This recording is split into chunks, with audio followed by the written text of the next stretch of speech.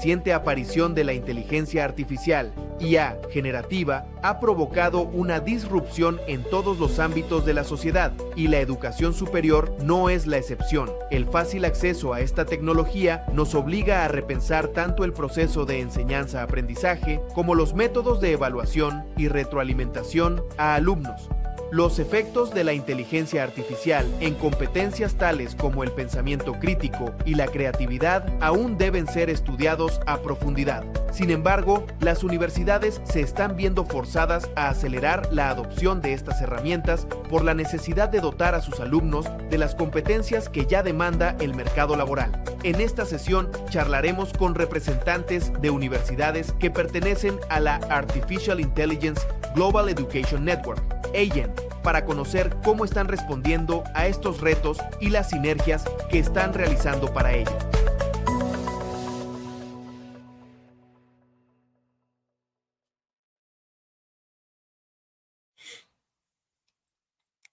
¿Qué tal? Buen día. Les doy la más cordial bienvenida a esta sesión del programa IFE Conference Talks, organizada por el Instituto para el Futuro de la Educación del Tecnológico de Monterrey. Soy Héctor Ceballos, director del IMI Bandara Hub del Institute for the Future of Education del Tecnológico de Monterrey, y es un gusto acompañarlos el día de hoy. Antes de iniciar, les recordamos que pueden enviar sus preguntas a través del espacio de comentarios de Facebook de IFE Conference del Tecnológico.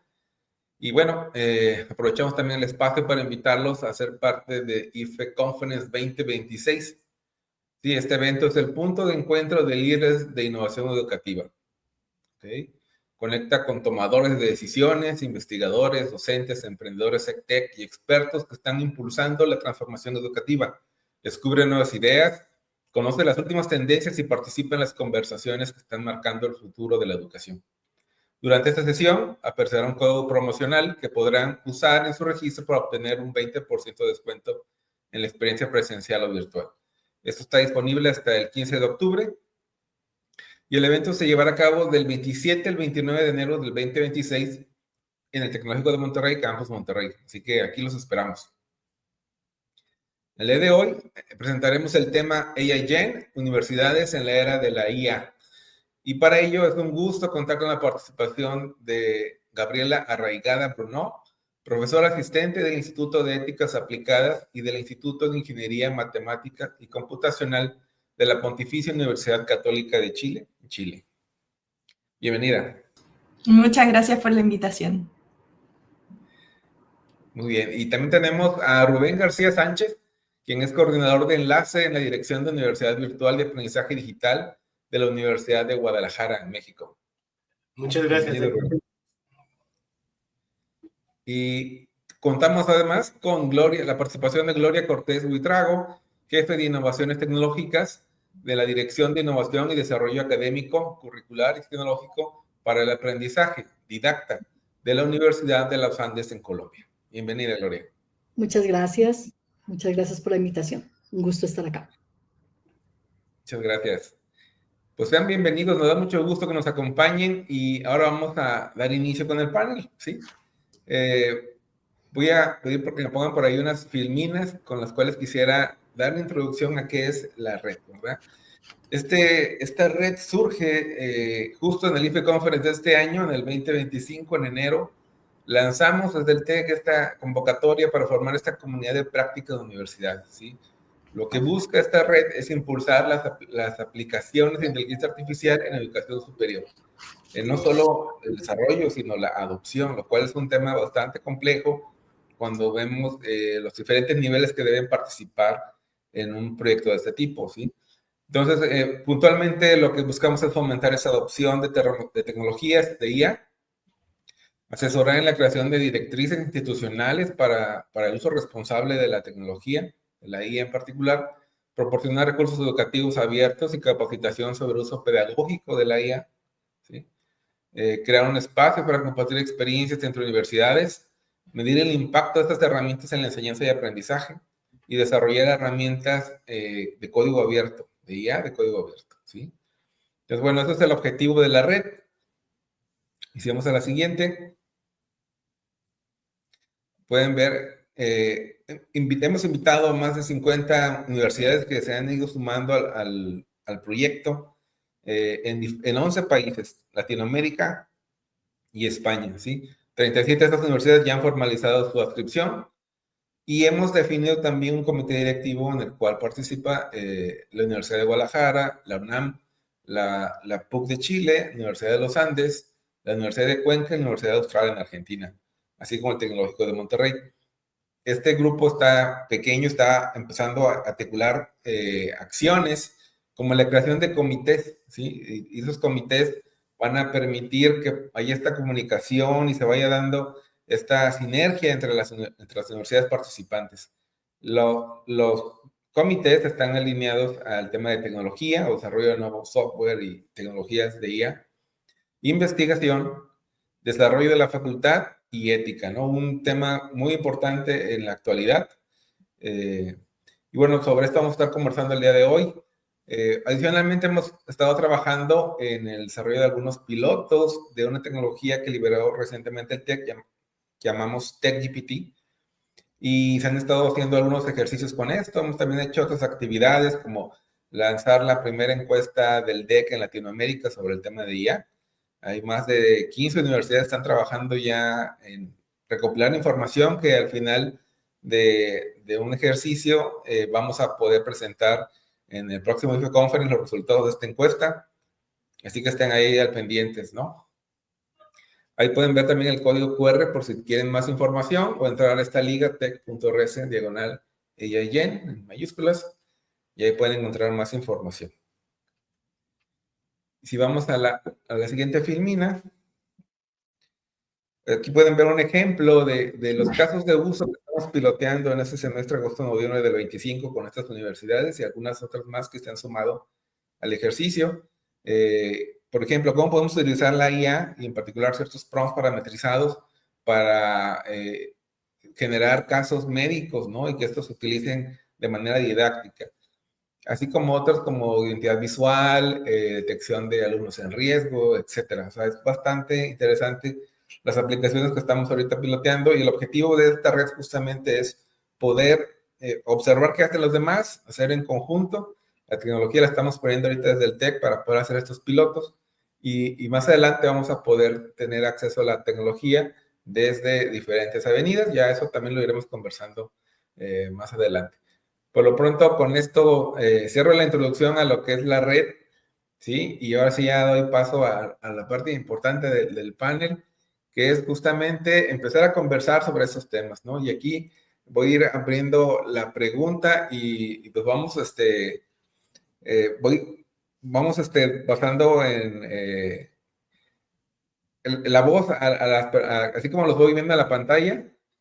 Y de entrada la primera pregunta sería, ¿qué consecuencias positivas o negativas han observado en la enseñanza-aprendizaje en sus respectivas instituciones tras la aparición de la IA generativa? Si quieren comenzamos con Gabriela. Adelante, Gaby. Muchas gracias, Héctor. Bueno, feliz de estar acá en este evento y de estar conversando de algo tan importante. Respecto a la primera pregunta, bueno, es algo que hemos estado sistemáticamente pendientes acá en la Pontificia Universidad Católica de Chile, en particular también porque he participado de diferentes investigaciones, fondos de desarrollo docente que nos han permitido también medir percepciones de los mismos estudiantes y de los diferentes académicos y docentes. Y algo muy interesante a ver, creo yo, es que dentro de esos aspectos positivos y negativos que hemos ido encontrando, que los voy a ir comentando, creo que algo interesante tiene que ver también con que esto depende mucho del área de conocimiento.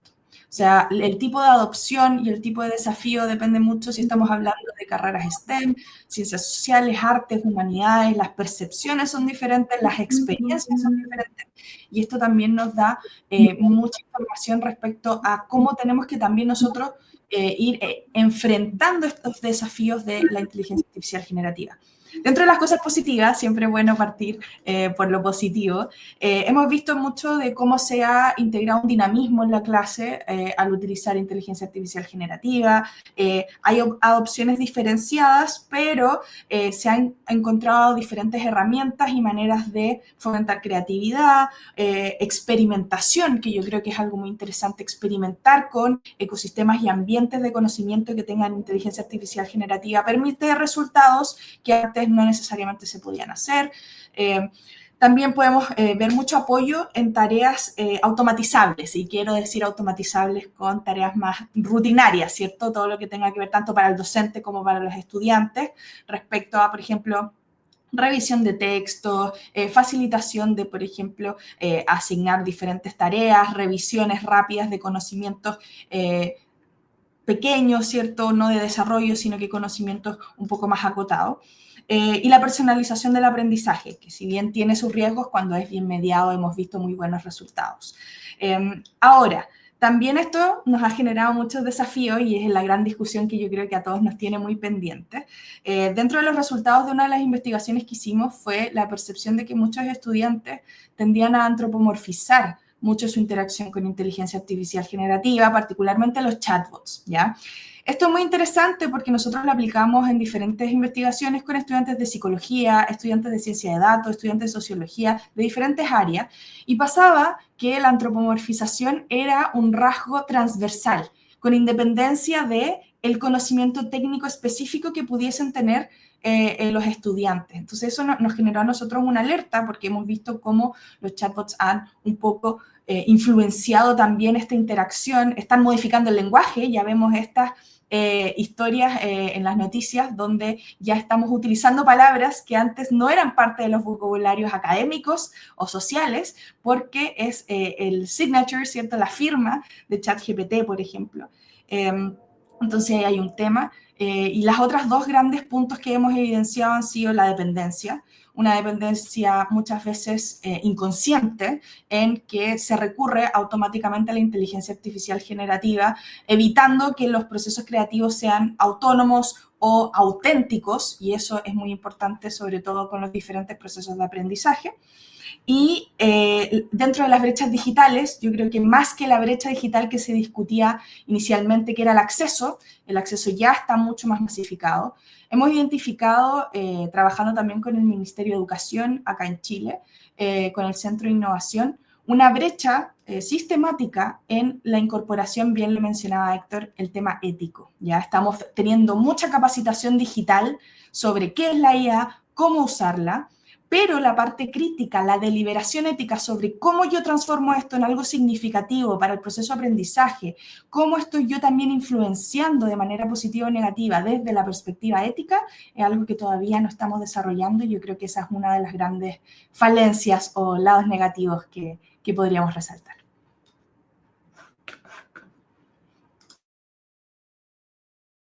Excelente, muy bien, ¿no? Pues muy... cómo lo están viviendo y acá en México yo creo que no cantaremos más las rancheras, como decimos por acá. Rubén, ¿cómo nos va en la UDG?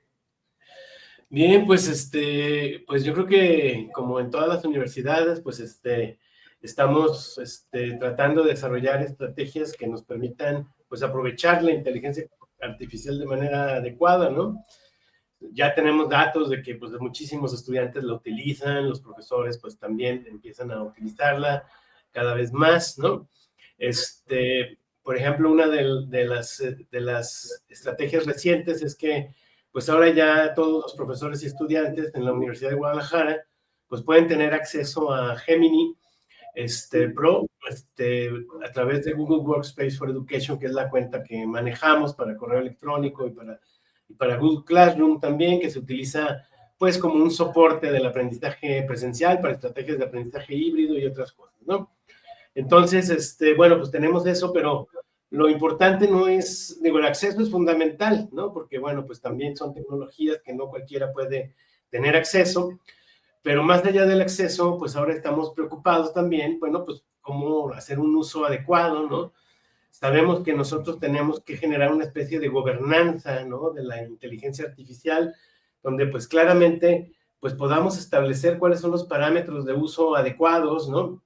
Y cuáles son las formas, pues, productivas, ¿no? De su utilización.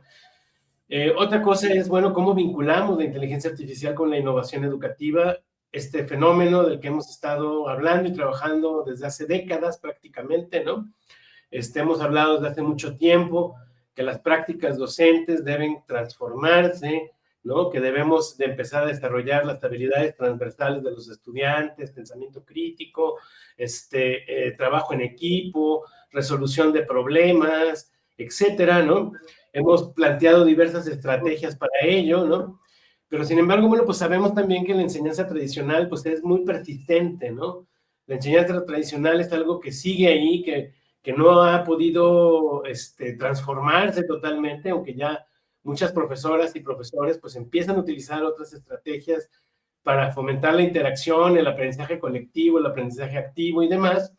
De todos modos, estamos lejos, ¿no? De lo que hemos planteado desde hace casi 20 años, ¿no?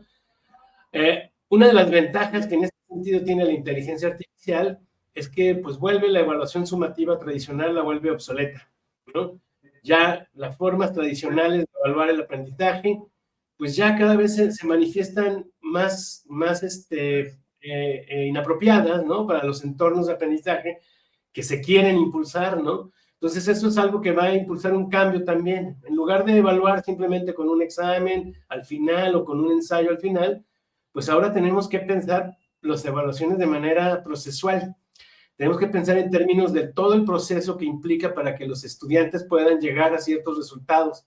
Y tenemos que valorar y tenemos que empezar a socializar los resultados de cada una de las etapas del aprendizaje. Y eso es algo que nos permite la inteligencia artificial, ¿no? Entonces, pues ahora en todo este tema del uso ético de la inteligencia artificial y demás, bueno, pues por supuesto que nos interesa y nos está importando muchísimo, ¿no?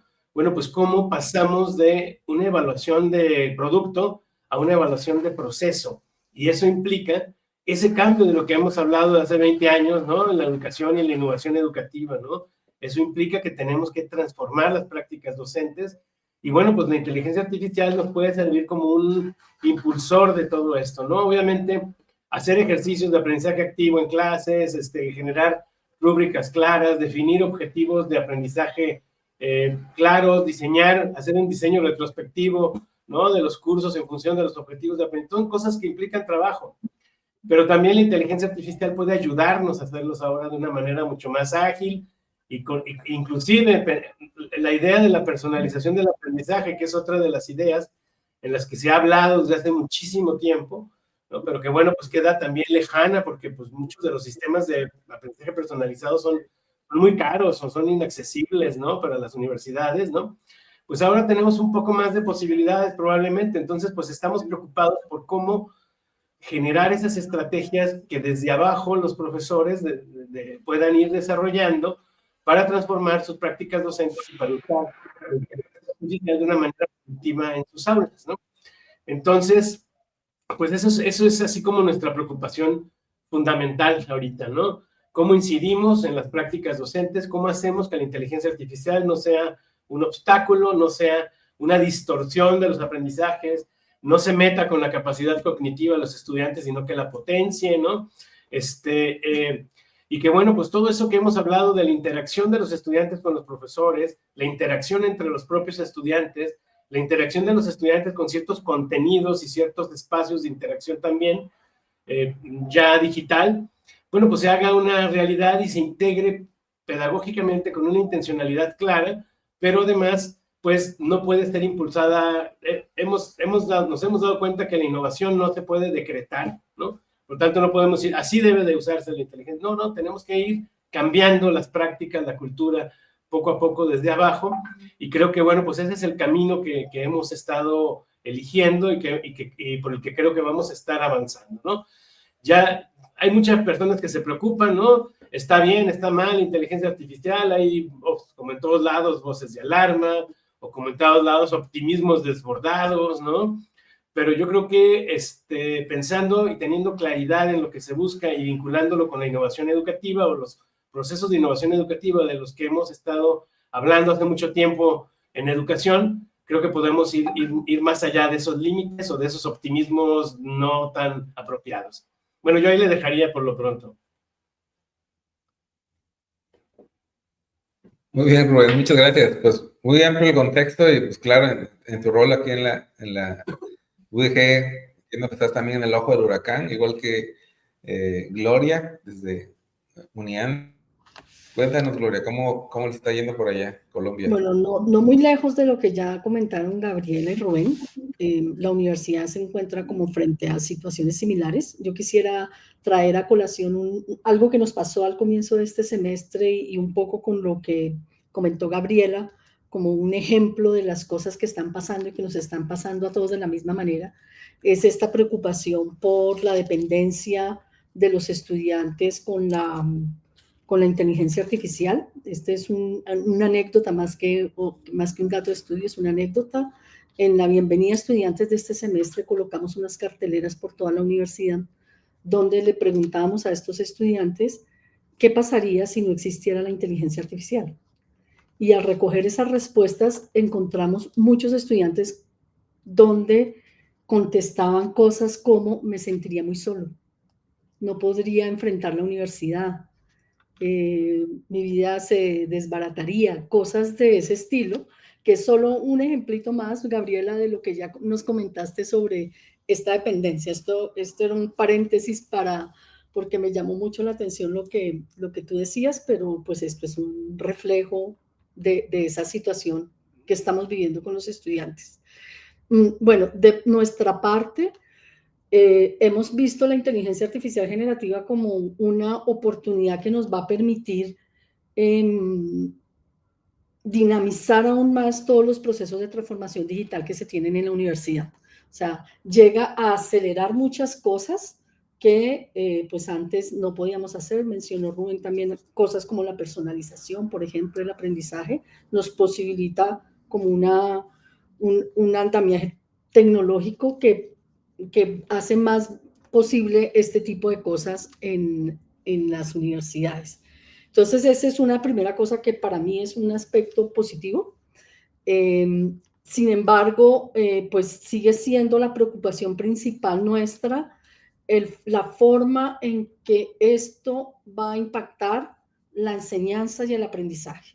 O sea, la forma en que el estudiante aprende, la forma en que los docentes enseñan y la forma como se logra integrar curricularmente esta nueva forma, este impacto que está teniendo esta tecnología y que dado que afecta al mundo exterior, a la universidad de la forma que lo está afectando, pues incide directamente en lo que hacemos nosotros. Me refiero a cómo todas las profesiones están cambiando en el mundo real. Yo llamo el mundo real lo que está por fuera de la universidad, cómo las profesiones están cambiando y cómo ese impacto en las profesiones nosotros tenemos que absorberlo desde las universidades para tener estudiantes egresados que sean capaces de vivir en ese mundo, que incluso de aquí a 5 años no tenemos tanta certeza de cómo va a estar el mundo dentro de 5 años en el mundo laboral.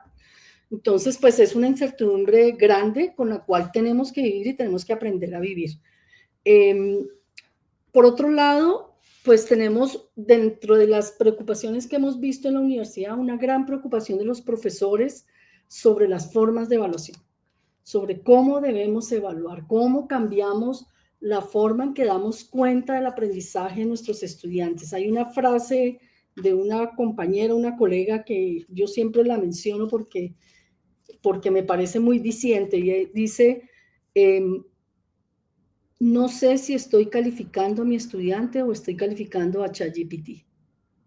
Que esa sensación que tienen, pues los profesores, pues los lleva a reflexionar sobre sus prácticas de enseñanza-aprendizaje, sobre sus prácticas de evaluación, sobre las actividades que hacen en clase, sobre con qué estamos dando cuenta del logro de los resultados de aprendizaje que perseguimos en cada uno de nuestros programas y cursos. Entonces, esa es otra gran preocupación.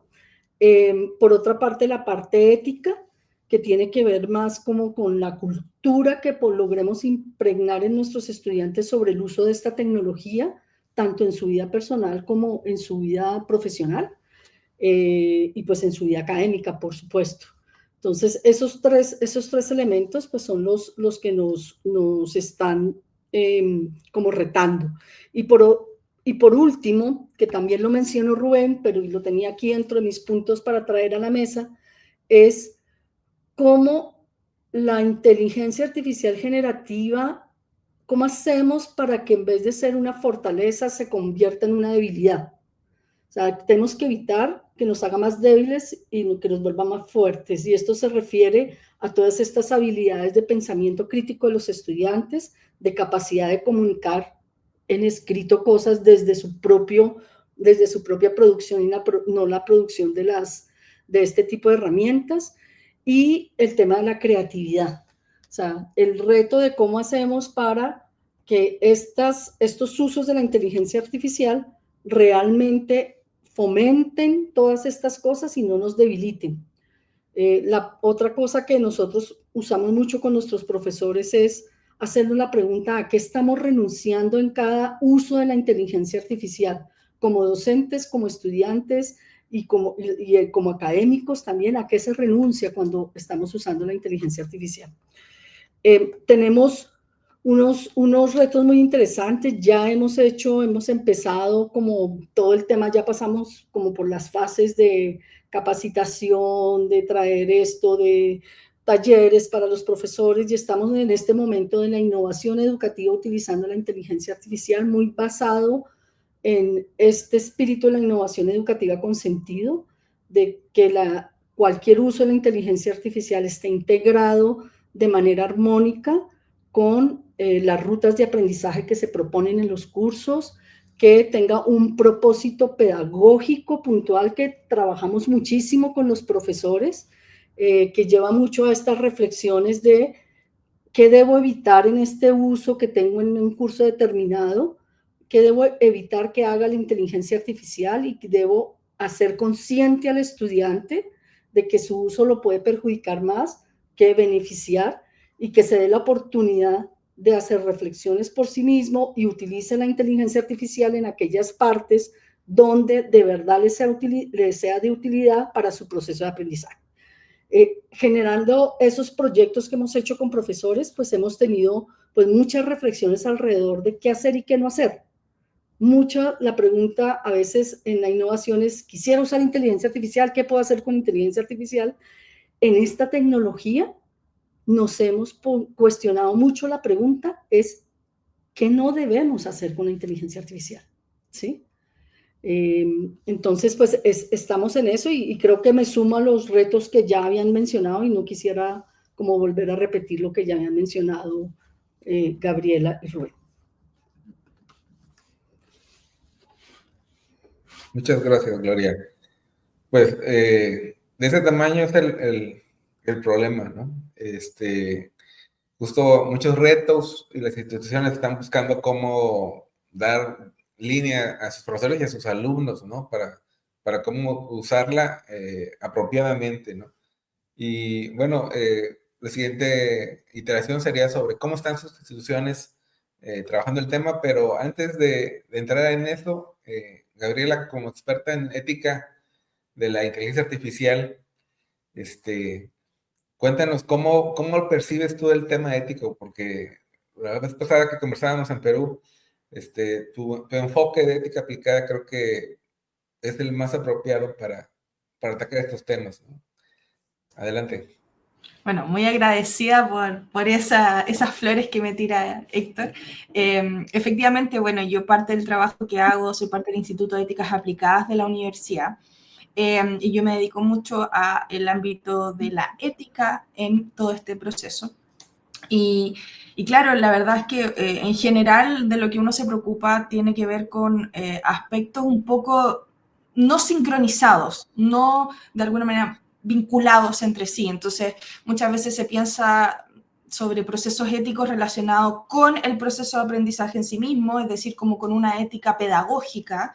Por otra parte, se piensa en un tema de una ética institucional que tiene que ver con aspectos más culturales. Por otra parte, también un aspecto ético vinculado a la integridad académica asociada con la inteligencia artificial, ¿cierto? Todo lo que tenga que ver con plagios, con autorías, muy vinculado con lo que decía Gloria sobre esta autenticidad o esta creatividad que estoy evaluando, ¿cierto? Y al mismo tiempo se habla mucho de otras dos grandes cosas, que es la gobernanza de los datos, ¿cierto? La mayoría de las universidades hoy en día tiene que ver con uso de datos, si estamos alimentando la inteligencia artificial con datos personales de los estudiantes, cómo los estamos manejando, y también estos grandes marcos éticos o principios que la mayoría de nuestras instituciones ya está desarrollando o ha desarrollado y sigue de alguna manera actualizando. Ahora, ¿a qué se refiere Héctor con esta perspectiva que yo tengo? Para mí, ninguna de esas cosas son una ética aplicada de la inteligencia artificial en educación por sí sola, y por lo tanto esta visión lo que nos debiese a nosotros interpelar es ver esto de manera ecosistémica. Ninguna de estas implementaciones va a generarnos una influencia lo suficientemente potente para entender las diferentes dimensiones del problema. Y aquí es donde entra la idea de una ética de la inteligencia artificial aplicada a la educación superior, y que opera bajo una definición de inteligencia artificial que no la ve simplemente como una herramienta, que no la ve simplemente como algo que podemos utilizar en paralelo para, por ejemplo, potenciar procesos de aprendizaje, potenciar también administraciones. Estamos viendo cómo la inteligencia artificial está apoyando mucho en procesos también administrativos en las universidades, sino que lo vemos como algo ecosistémico, como una inteligencia artificial sociotécnica. Es decir, cómo todas las decisiones que nosotros estemos estableciendo a través de la inteligencia artificial operan desde estos principios, pero operan con influencias que no necesariamente van a ser evidentes, con influencias que son causales y generan una serie de retroalimentaciones de las cuales nosotros tenemos que estar conscientes. Entonces, para esto, cuando hablamos, por ejemplo, de un marco de ética de inteligencia artificial, tenemos que pensar no solamente en los estudiantes o en los docentes, sino que en el ecosistema completo de la universidad.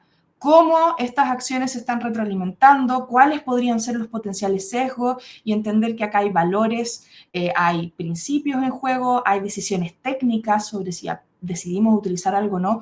Todas esas decisiones son fundamentalmente decisiones éticas. Y por eso es tan importante para mí, ya me pongo mi bandera sobre la deliberación ética, que cuando hablemos de capacitación docente, cuando hablemos de capacitación cultural en nuestras instituciones, entendamos que no nos sirve de nada que tengamos expertos docentes que quieran usar inteligencia artificial o no, que sepan cómo usarla o que den razones de por qué no, que es lo que quizás todos esperamos, si no tienen la capacidad de reflexionar éticamente sobre cómo cada decisión, cada herramienta, cada diferencia en cómo aplico o no aplico la inteligencia artificial tiene ese trasfondo de deliberación ética que nos permite justificar de manera mucho más profunda por qué queremos hacer estos cambios culturales. Entonces yo creo que por ahí va un poco lo que comenta Héctor, que justamente tiene que ver con que yo creo que acá me estoy adelantando un poco, pero tiene justamente que ver quizás con lo que vamos a hablar en la tercera pregunta, que tiene que ver con cómo podemos colaborar para llegar a ese punto.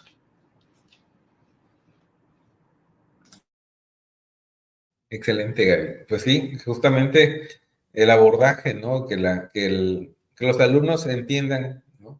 La consecuencia del uso, así como el profesor también, ¿no? Y esto, pues, nos sirva para reflexionar y tomar decisiones informadas y que nos lleven a tener un proceso de enseñanza-aprendizaje apropiado. Seguimos con Rubén. Rubén, ¿cómo está afrontando la UG estos cambios que se vienen dando? Ahora que nos comentabas que ya tienen todos acceso a Gemini, ¿cómo lo están utilizando los alumnos? ¿Les han dado orientación de cómo hacerlo? ¿Los profesores? ¿Cómo van con eso? Sí, pues esa es parte de la estrategia, ¿no? Creemos que pues tenemos que iniciar todo un proceso de desarrollo de literacidades de inteligencia artificial, ¿no? De alfabetización de inteligencia artificial, ¿no? Y la literacidad, la alfabetización, pues tiene que ir vinculada con el aspecto ético, por supuesto, ¿no? Ahí es uno de los aspectos más importantes, ¿no? sabemos que, bueno, pues hay muchas otras áreas, no nada más es la docencia, en donde se está instrumentando la inteligencia artificial, donde se está empezando a utilizar de manera amplia, ¿no? También es en la investigación. Y en la investigación, bueno, pues también hay otros retos y hay otras cuestiones también fundamentales, ¿no? Desde la formación de los estudiantes para la investigación, cómo pueden usar la inteligencia artificial, cómo puede ser útil en este aspecto, ¿no? Bueno, hay toda una dimensión completamente más, ¿no? Y otra más dentro de lo que tiene que ver con lo educativo, pues es la del currículum, porque pues obviamente la inteligencia artificial, pues no nada más está cambiando nuestra profesión como docentes, ¿no? No nada más nos va a impactar a los docentes, va a impactar todas las profesiones del planeta, ¿no? Y si nosotros, pues, queremos formar a estos profesionistas en las universidades, pues tenemos que incorporar la inteligencia artificial en el currículum, ¿no? Ya los médicos, pues todos saben que ya pueden hacer análisis, ¿no? De electrocardiogramas y mucho más rápido con la inteligencia artificial. Los médicos, contadores, administradores, todos saben que tienen una mayor capacidad ya ahora, ¿no? Los abogados, ingenieros, etcétera, ¿no? Entonces, el currículum tiene que adaptarse también a estas nuevas tendencias y eso, pues sabemos que los cambios curriculares, pues no son rápidos, ¿no? Hay formas de hacer algunos avances, pero un cambio curricular, pues tarda un poco más, ¿no? Entonces, otro es, bueno, pues otra forma es a través de microcredenciales dirigidas a profesores o dirigidas a estudiantes también, que les permitan desarrollar ciertas habilidades. Por ejemplo, si hizo se les ofreció a todos los profesores una microcredencial de elementos básicos de la inteligencia artificial, una primera para que vayan pues teniendo un lenguaje común para empezar, ¿no? Y desmitificando algunas de las cosas que pues salen ahí, que pues no son tan claras, ¿no? También, ¿no? Entonces, pues ya como más de 1000 profesores lo tomaron y bueno, ahora sigue otro proceso. Vamos a entrar a un proceso de formación también para Gemini, pero ya con su aplicación directa en el aula, ¿no? Ya con ejercicios claros, ¿no? Por ejemplo, Gemini tiene una herramienta que se llama Notebook LM, y esta herramienta se va a integrar a Google Classroom y ahí los profesores pueden subir la bibliografía o documentos o fuentes que quieran y los estudiantes pueden hacer ejercicios ya de indagación crítica respecto a esas fuentes dentro de Notebook LM, por ejemplo, y convertirlos incluso en tareas que ya pueden quedar ahí registradas en la plataforma de Google Classroom. Entonces, queremos impulsar ese tipo de cosas, ¿no? Pero entonces, lo que queremos impulsar en concreto es una alfabetización crítica en inteligencia artificial, ¿no? Una literacidad crítica en inteligencia artificial. La palabra crítica aquí lo significa todo, ¿no? La palabra crítica significa, pues, que la tenemos que usar precisamente no de forma tal que suplante las habilidades humanas o que suplante la capacidad cognitiva humana, sino que al contrario, ¿no? Sea un mero instrumento para que puedan desarrollarse otras capacidades, ¿no? Por ejemplo, si vamos a hacer una técnica de evaluación, bueno, pues esa técnica de evaluación pues tendrá que tener varios pasos y tendrá que tener varias indagaciones en esos pasos que los estudiantes y el profesor tienen que hacer conjuntamente para poder llegar a un resultado final, ¿no? Entonces, no es, la idea es que ya no sea solamente te dejo a ti. Ahora, me pareció muy interesante esto de que si los estudiantes les quitan la inteligencia artificial se van a sentir solos, ¿no?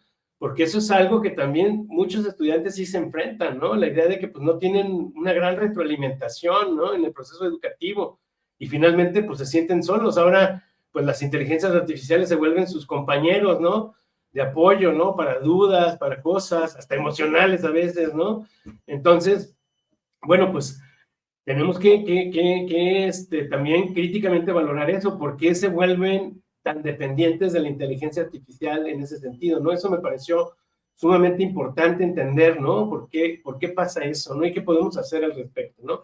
Entonces, una alfabetización crítica en inteligencia artificial pasa por replantearse el papel como docentes y también para posicionarte como estudiantes en otra lógica distinta, que no es la de, espérate que el profesor te diga, no es la de que espérate a ver qué nos están pidiendo. No, es una lógica mucho más proactiva, una lógica mucho más colaborativa, una lógica más de responsabilidad sobre el propio aprendizaje, que bueno, pues esas literalidades tienen que desarrollarse en los profesores y en los alumnos. Tenemos que hacer cursos para los alumnos también, tenemos que incorporar prácticas que de manera demostrativa, ¿no?, muestren pues cómo debe de utilizarse esta tecnología, ¿no? Entonces, es una labor inmensa, la que falta, o sea, estamos apenas empezando, ¿no? Porque pues, los cambios y las transformaciones, como ya les dije, nada más mencioné currículum, mencioné, bueno, las prácticas docentes, que es lo más importante, creo yo, y la investigación, pero hay otras cosas, ¿no? No es lo único, ¿no? Hay otras cosas que se van a ver impactadas, ¿no? Entonces, pues le apostamos por eso, por una alfabetización crítica en inteligencia artificial, donde uno de los ejes fundamentales tenga que ser el aspecto ético, por supuesto, ¿no? Gracias, Rubén. Muy bien. Pues, así está el tamaño del problema. La invitación para las universidades es a justamente empezar a dialogar sobre esto. Yo sigo pensando que estamos en un estado de emergencia con esas tecnologías a la mano de tanta gente, sin prepararnos para usarlas, ¿no? Gloria, ¿cómo van ustedes en Uniandes con estos cambios? ¿Cómo están trabajando con las comunidades académicas y estudiantiles? Bueno, por un lado, primero, quiero sumarme al tema de la alfabetización crítica, como la mencionó Rubén. La universidad también ha hecho esfuerzos en formación de profesores a través de pues, estos mecanismos de formación que tenemos desde Didacta, talleres básicamente pues, sobre múltiples cosas en este tema de la IA. Y desde la Facultad de Ingeniería, con el auspicio también pues, de la universidad, se hizo un MOOC que yo lo considero como esa línea base de lenguaje común, de comprensión común de qué es la inteligencia artificial, de cómo hacer un uso apropiado y efectivo de esta. Y una parte importantísima en ese MOOC es el aspecto ético. Nosotros construimos unos lineamientos de usos de inteligencia artificial y en este MOOC, en la parte final, en el último módulo del MOOC, tenemos unos casos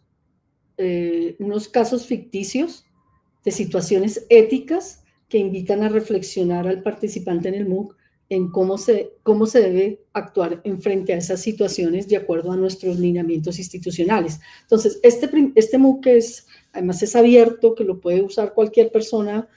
Pretendemos que sea como esa línea base de alfabetización inicial para estudiantes y profesores. En todo proyecto que estamos haciendo, estamos promoviendo que estudiantes, profesores, administrativos, lo primero que hagan es ese MOOC que nos pone como sobre un mismo lenguaje, que si las personas hacen ese MOOC, tenemos claro que tienen el entendimiento suficiente sobre qué es lo que es esta tecnología y cómo funciona, cómo usarla bien y la parte ética, ¿sí? Entonces es un punto de partida de base. El MOOC lo lanzamos este año en mayo, junio, creo, y pues estamos promoviendo su uso en toda la universidad. Eso en cuanto a ese punto de alfabetización. En un paso seguido, tenemos iniciativas desde la Vicerrectoría Académica de acompañamiento a profesores para la integración de la inteligencia artificial en los cursos.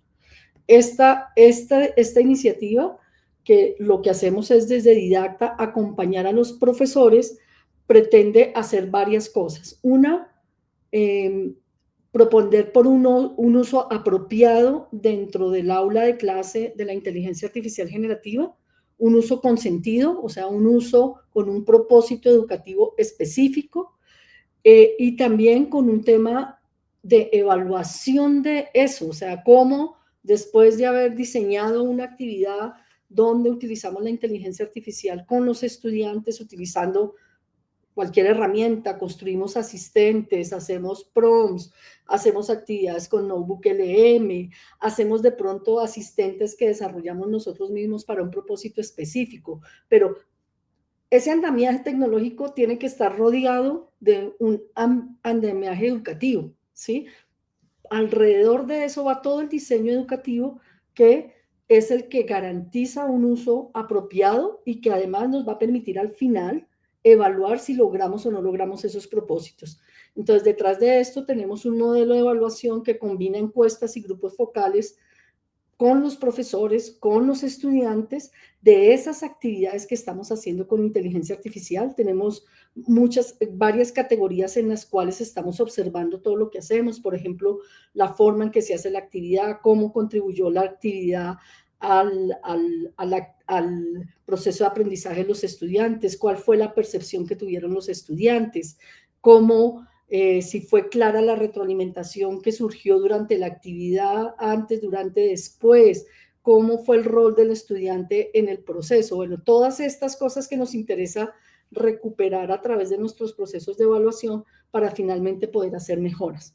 Y otras unidades de la universidad, como la Facultad de Ingeniería, tienen proyectos propios donde también tienen convocatorias hacia sus profesores para integrar el uso en procesos de investigación, en procesos académicos de sus profesores.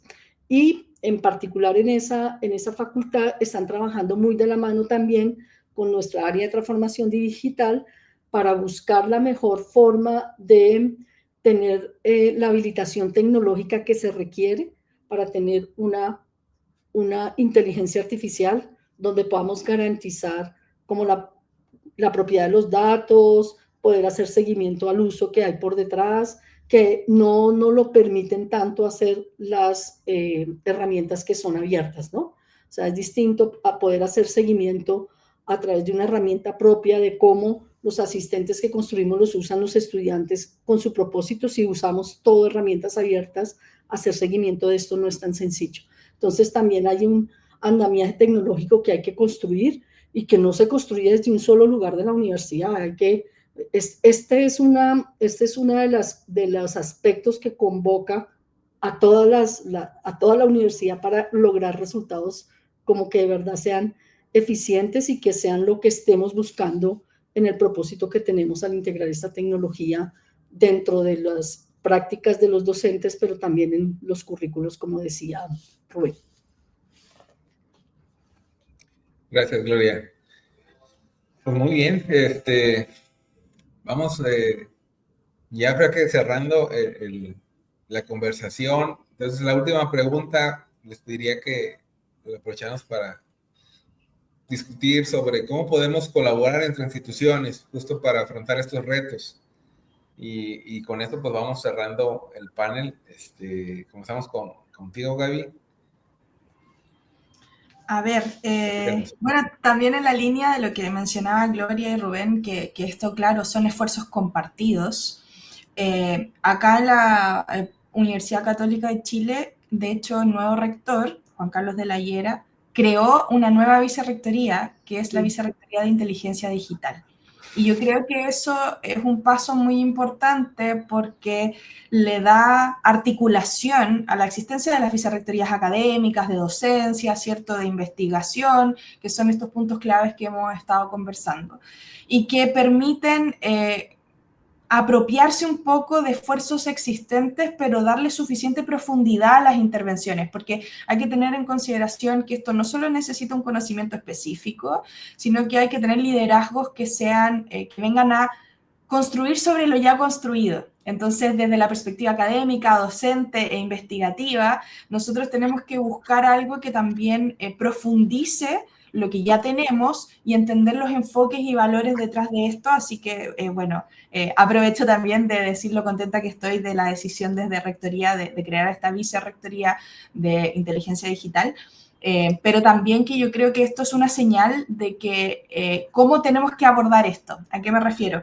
Cuando estamos pensando en colaboración, yo creo que, hemos visto cómo todos tenemos problemas compartidos. Y además compartimos cuestiones culturales y regionales que nos son propias, ¿ya? Yo también participo en el Centro Nacional de Inteligencia Artificial acá en Chile y tenemos todos los años este índice latinoamericano de inteligencia artificial que va a ser próximamente ya lanzada su versión 2025, y vamos mapeando un poco cuáles son esas convergencias y divergencias que tenemos en nuestra región, en Latinoamérica. Y yo creo que acá hay mucho potencial de compartir no solo experiencia, como bien lo decía Gloria, o sea, algo que puede parecer un poco abstracto, son realidades específicas que están ocurriendo en nuestras aulas, en nuestras instituciones, Y también compartir investigaciones, yo creo que es algo muy potente, poder hacer investigaciones conjuntas que nos permitan entender estos fenómenos que son altamente complejos. Nosotros tenemos que, para poder entender, por ejemplo, algo como esta discusión sobre la emocionalidad y la antropomorfización de la inteligencia artificial generativa en la educación, tenemos que entender contextos socioculturales, antropológicos, sociológicos, psicológicos y todas las derivaciones de ese fenómeno, además de lo técnico. Entonces, yo creo que acá hay un potencial de colaborar dentro de la misma red y entender esos contextos comunes. Y yo me imagino, voy a tirar la idea para ver si en un futuro se materializa, pero tener un laboratorio de innovación educativa, pero un laboratorio de innovación educativa pensado desde lo que significa la integración de la inteligencia artificial generativa. Porque yo creo que justamente también algo que hemos ido conversando es que esto es un cambio de paradigma, ¿ya? Y a mí me encanta siempre ver que la inteligencia artificial íbamos en una trayectoria donde la innovación era algo que hacían los que se atrevían, que la innovación educativa era algo como que los excéntricos o los que de repente teníamos ganas de hacer algo y se quedaba en una cosa de motivación. Y la inteligencia artificial vino a interpelarnos, dada su accesibilidad, su democratización, que tiene sus cosas positivas y negativas, a forzarnos a hacer ese cambio cultural, ese cambio estructural de paradigma, que hace que no haya una opción. Porque acá, más allá del nivel o el enriquecimiento de las innovaciones educativas, entender la inteligencia artificial dentro de la educación va a ser un requisito transversal, lo que conversábamos del currículum. Esto es un desafío para los nuevos ciudadanos, para los nuevos profesionales y para los nuevos líderes que va a tener Latinoamérica. Entonces, desde esa perspectiva, yo creo que no hay chance, no hay escape. Esto es algo que tenemos que asumir, tenemos que entenderlo, y para eso tener un laboratorio de innovación educativa con estas redes de intercambio, con estas redes de buenas prácticas, con estos casos, análisis y datos. Es muy importante los datos. Tenemos muy pocos datos a nivel global, pero creo que sería muy potente que en Latinoamérica nosotros nos hagamos cargo de esa brecha de datos, que entendamos en qué estamos flojos, cómo lo están entendiendo las percepciones, y que creemos una innovación educativa que justamente mire a ese futuro que podemos crear. Está en nuestras manos también modelar cuáles van a ser también esas integraciones profesionales que va a tener la inteligencia artificial en las futuras generaciones. Entonces yo creo que ahí hay un espacio muy potente que además Latinoamérica está muy bien posicionado en este momento histórico en cómo estamos adoptando inteligencia artificial, cómo la estamos criticando, porque debido a su naturaleza inesperada, evolutiva y muy rápida, bypassamos, ¿cierto? Le hacemos el esquive a procesos históricos de diferencia con el norte global que teníamos por mucho tiempo.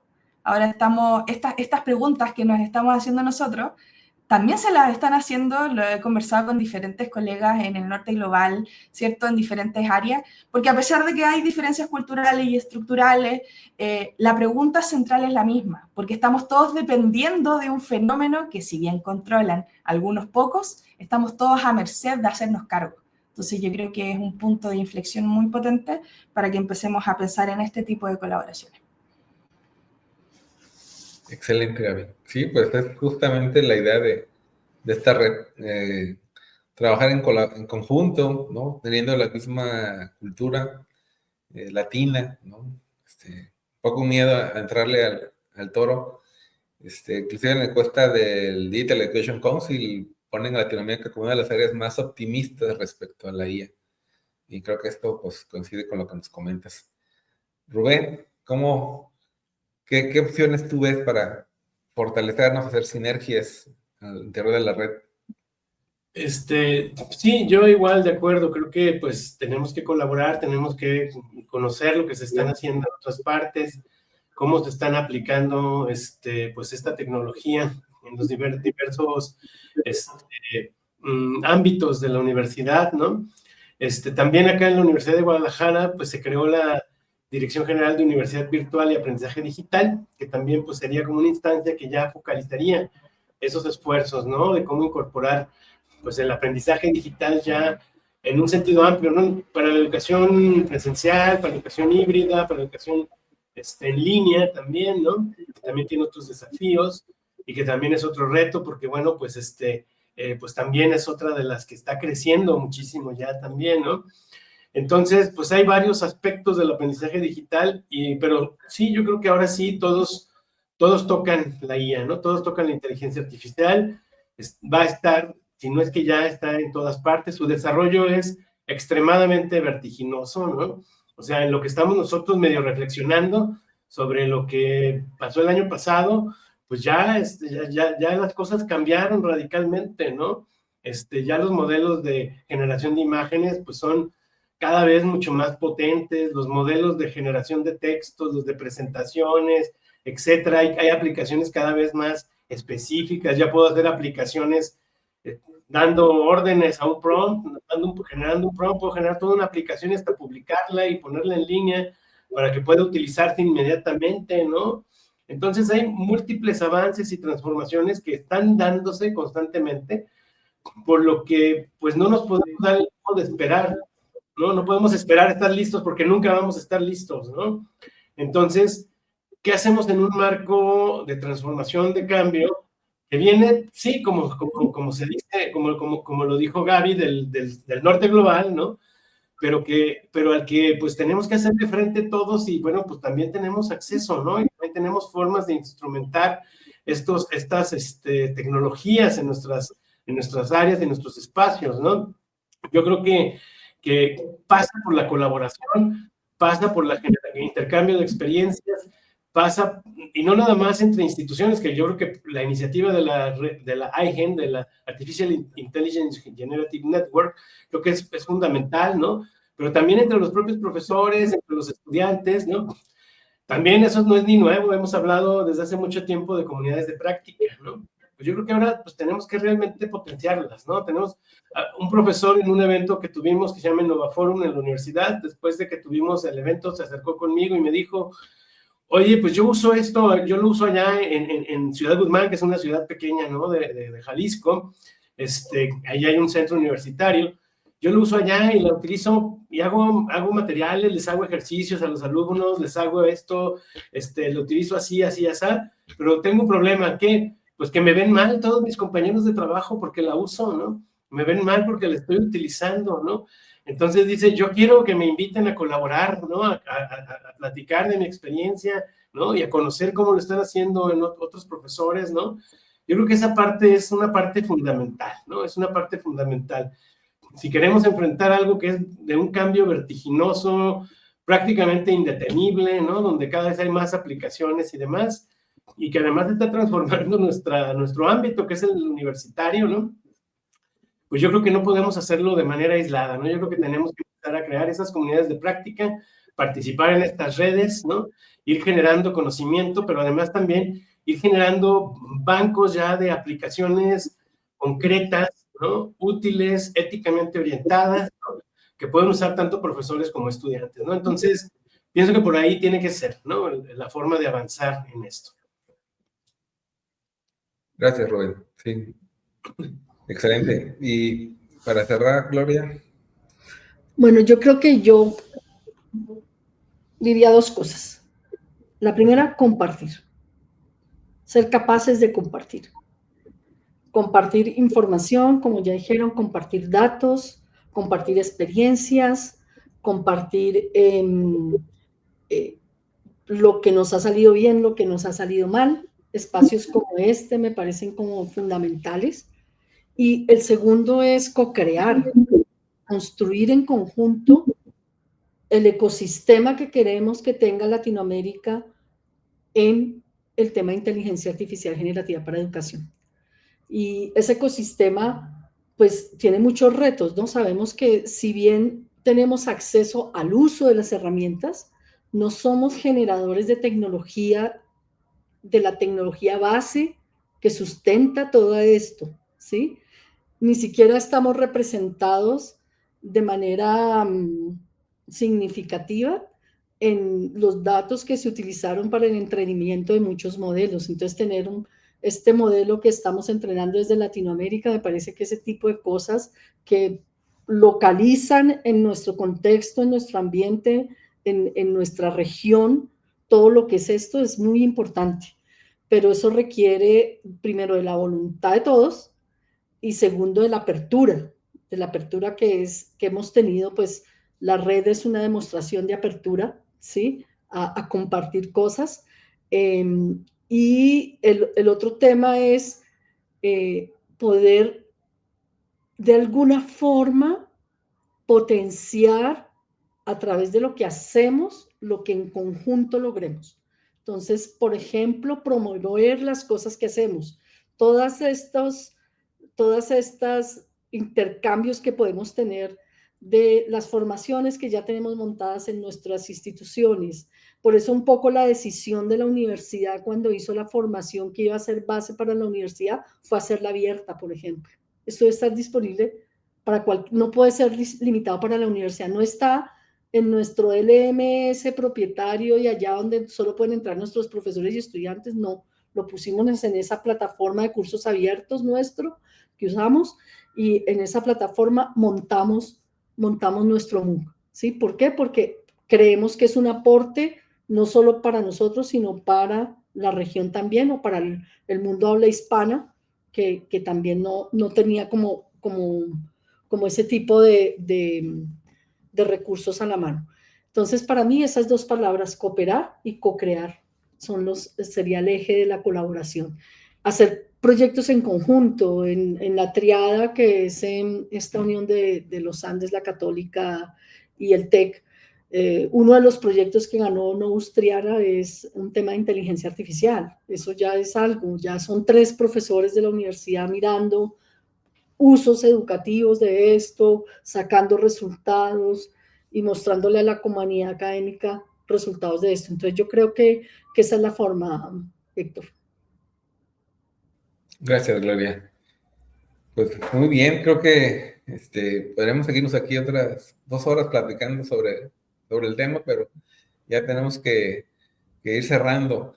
Les agradezco mucho también a la gente que nos está viendo, a Leli Castro, de la Universidad Tecnológica de Honduras, Ana Ortega, de la Autónoma de San Luis Potosí, Jorge Solís también que nos escribe, entre otras mucha gente. Hay algunas preguntas por el tema del tiempo, me temo que no podríamos contestar todo, pero sí, por ejemplo, de Leli Castro, una pregunta sobre cómo están haciendo en las clases de programación. Sí, le doy un poco de contexto. Aquí también lo estamos padeciendo, los alumnos de sistemas computacionales que deberían estar aprendiendo a programar, están recurriendo a las herramientas de IA para generar el código, ¿no? ¿Qué tan dañino puede ser eso?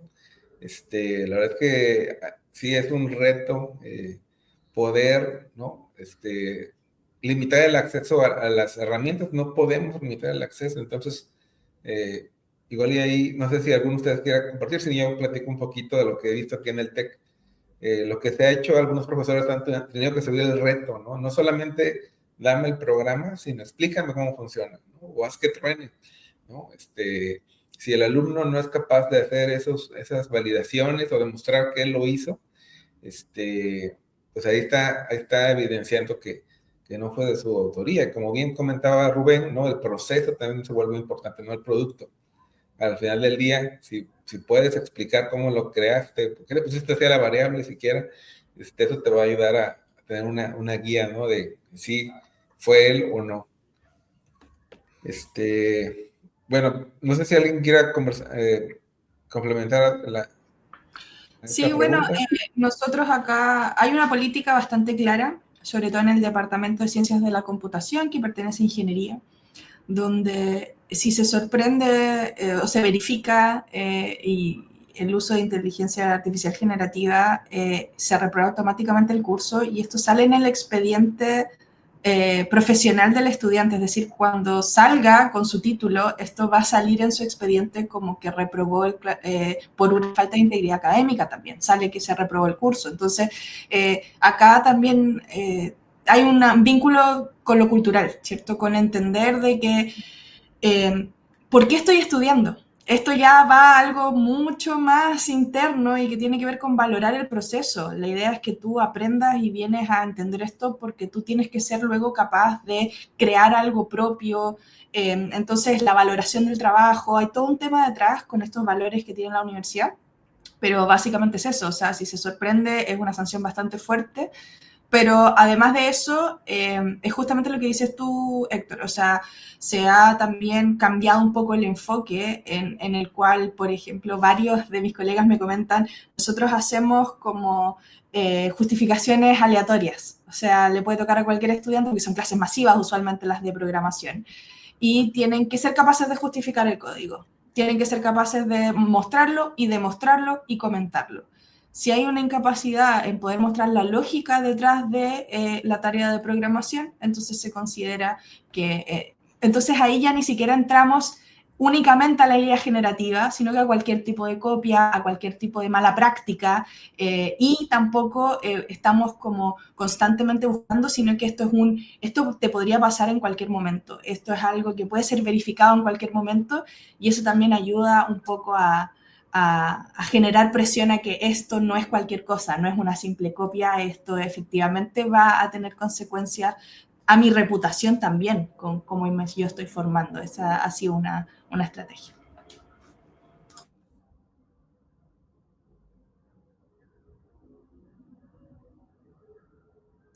Yo creo que este problema, Héctor, es el problema de la evaluación, ¿no? Del cambio fundamental que tiene que haber en la evaluación. Entonces, la evaluación más orientada al proceso, formas de evaluación más auténticas, hacer más evaluación auténtica de los procesos, de los aprendizajes, pues que lleva un cambio de chip en los profesores, en los programas. Yo entiendo completamente la dificultad. Yo creo que en todas nuestras universidades los cursos de programación son cursos masivos, son cursos de muchísimos estudiantes con unas dificultades de logística que van más allá de solo si la usan o no la usan, sino lo que implica en cursos grandes, pues tener que considerar cómo está afectando el uso de la inteligencia artificial, la evaluación que está haciendo en el curso. Creo que en la universidad se ha vuelto a cosas como hacer algunas cosas por escrito, para verificar aquellos puntos esenciales. Están haciendo muchas pruebas de qué les funciona. No conozco en detalle, pero sí he oído que ha ido mucho movimiento en esos cursos masivos para poner a prueba ciertos experimentos de cómo cambiar la evaluación, cómo modificar eso, pues para que esto tenga el mínimo impacto posible en lo que hacen en los cursos. Creo que están haciendo cosas como se hacen los proyectos, pero los proyectos no se califican porque había mucha copia en el proyecto de clase, porque ahí era donde hacían esa copia, pero entonces el proyecto lo hacían, pero después son unos exámenes sobre el proyecto, ya no lo que vale la entrega del proyecto, sino cómo tú eres capaz de no explicar, sino a través de un examen de otro tipo, explicar lo que se hizo en el proyecto. O sea, creo que hay muchas cosas y es un tema crítico en esos cursos iniciales. Muy bien. Excelente. Bueno, Rubén, ¿usted quiere agregar algo? Ya, cerrando. Sí, no conozco tanto yo la experiencia de la programación en sí, ¿no? Pero bueno, por ejemplo, lo que sí sé es que pues herramientas ya que utilizan los programadores pues integran Copilot, ¿no? Y cosas así, ¿no? Por ejemplo, Visual Studio pues ya lo tiene, ¿no? Y demás. Entonces, pues también ahí es donde pues hay que ponderar, pues también a lo mejor los programadores van a requerir usar inteligencia artificial para ser competitivos, ¿no? Entonces, habrá que ver cómo ponderar eso. Por supuesto que presentar algo que no se hizo como propio, pues es una falta ética, pues, completa, ¿no? Esa parte, ¿no? Pero sí, bueno, pues, seguramente, pues, los programadores van a requerir, ¿no? Van a tener que requerir utilizarla en su desempeño profesional. De aquí en adelante es algo que va a ser difícil de dejar de lado, ¿no? Entonces, bueno, pues esos son los temas que yo creo que se tienen que ponderar, ¿no?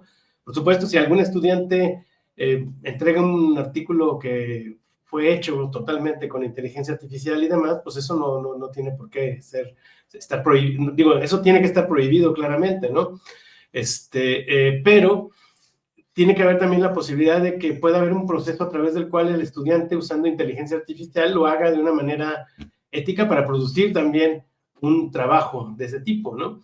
Y cómo declarar de una manera clara, precisa, cuál fue el uso, por qué lo usó así, etcétera, etcétera, y que no haya sido pues un tema que sustituya, ¿no?, su trabajo propio, ¿no? Yo creo que ahí es pues todo un dilema que tenemos y que no está tampoco tan sencillo todavía de resolver, ¿no? Porque siempre nos lleva al tema de decreto, que no puedes hacerlo, pero pues de todos modos muchos lo van a hacer, ¿no? Y muchos van a saber cómo hacerlo para no ser detectados también, ¿no? O sea, también eso se da también, ¿no?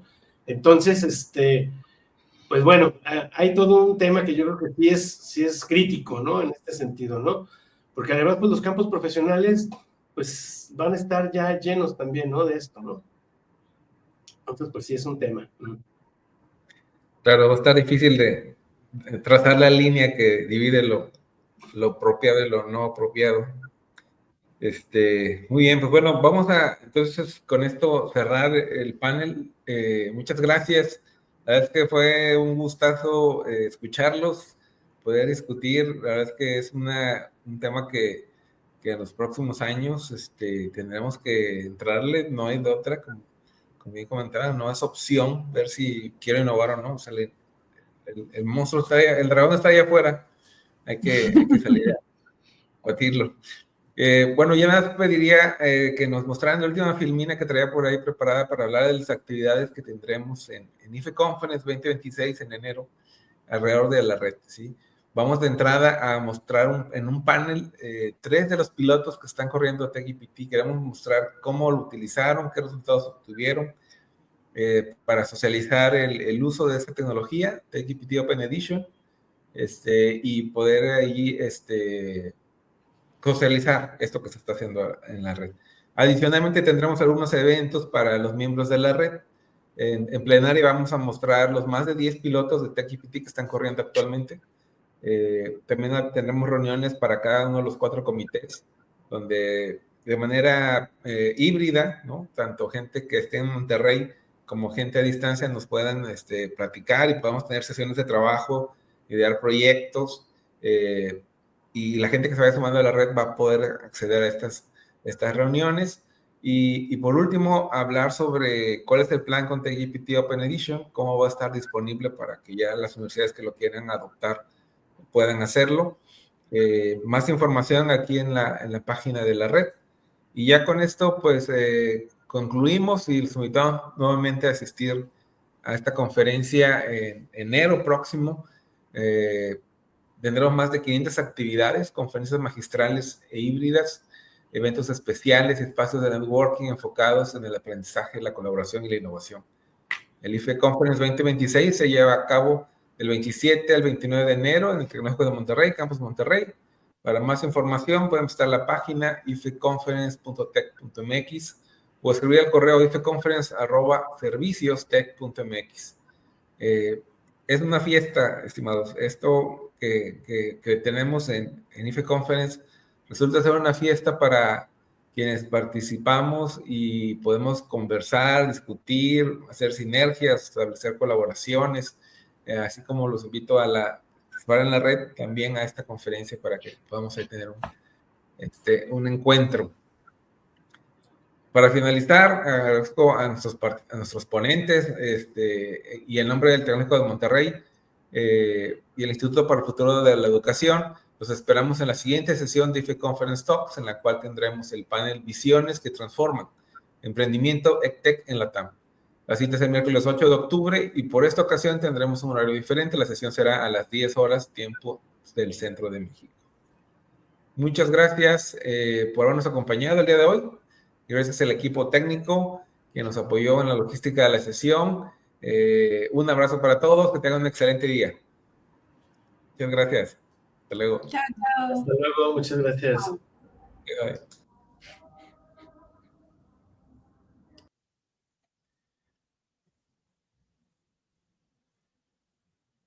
Listo.